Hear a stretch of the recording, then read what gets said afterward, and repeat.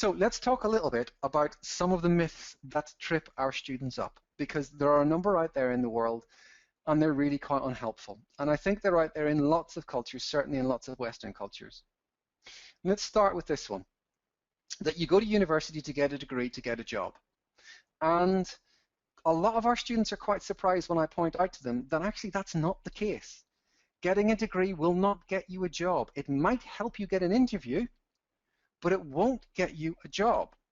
What gets you the job are the things that you learned while you were at university, the development that you went through that you were at university, the person you have come because you've gone to university. And it doesn't just get you a job, it gets you a new kind of life, a new kind of opportunity, a new career, and freedom.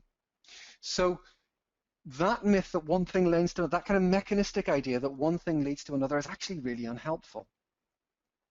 It also then feeds into the idea that all that matters are your grades.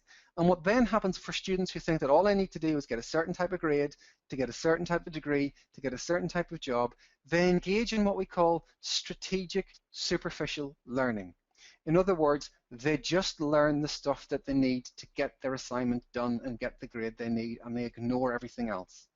And that can have a really negative impact, because in the first year, if they focus just on what they need for the assignment and everything else in that module they ignore, when it then comes to the second year and they're doing information that's supposed to be built on stuff they've already learned, they might suddenly find there's a big gap in their knowledge and their understanding. But it also means if they do manage to get through and get a degree, they'll then get to interview or get into the workplace and be missing an awful lot of stuff that they had the opportunity to learn. So it's really important that we get our students out of this idea of thinking about focusing on grades, and actually, ironically, the students who get the best grades tend not to think about grades. They tend to focus on their learning and on demonstrating how good they are.